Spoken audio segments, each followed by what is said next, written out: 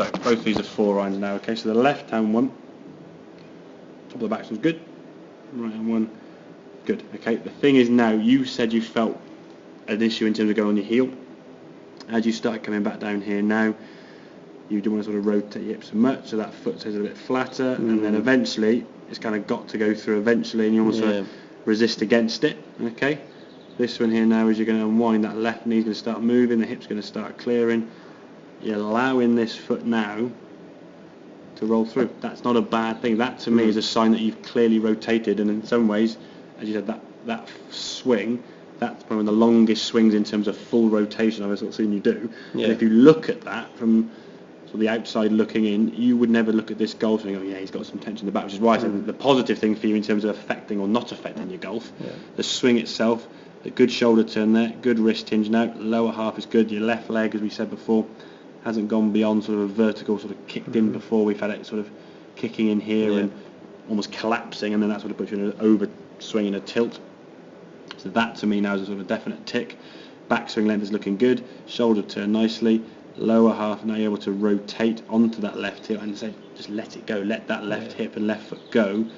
So you're allowing that foot to do that. That's just a sign there with that foot action here that you're releasing the golf club as you should do. Whereas this better, see the hips had already cleared. Here now it's like you want to go through, and it's like it wants to go through there, and then you sort of stop it to try and let it go through. This one here now you can clear your hips and let that foot go. There's more daylight under that shoe there, much fuller swing. Get that club around your body and let it, I say, further distance. I mean, in terms of the relative distance on there, it was 15-20 yards further than the other ones.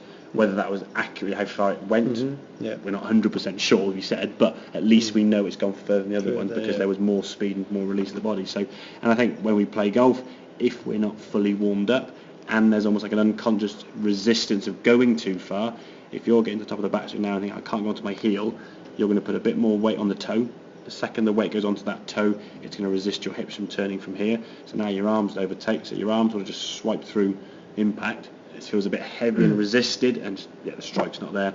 And then when your arms are doing their own thing, and you're not controlling it as much, pull, push, fade, I think all the shots that you could potentially get is going to come in. And for me, a two-way miss generally comes from when your arms and your body are out of sync.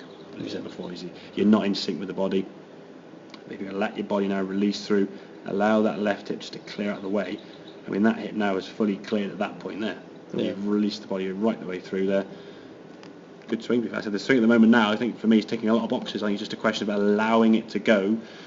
You said it was like a bit sort of stiff and a bit tentative and a bit a bit guidey. Sometimes, it gets. If you get on with the drive and stuff, sometimes I feel like I've got away with it because I feel like I'm not. Yeah, you wob. Yeah, exactly. Yeah, exactly. Have a couple of the driving and see how some of the shots go there, but in some ways, allow that club to release through.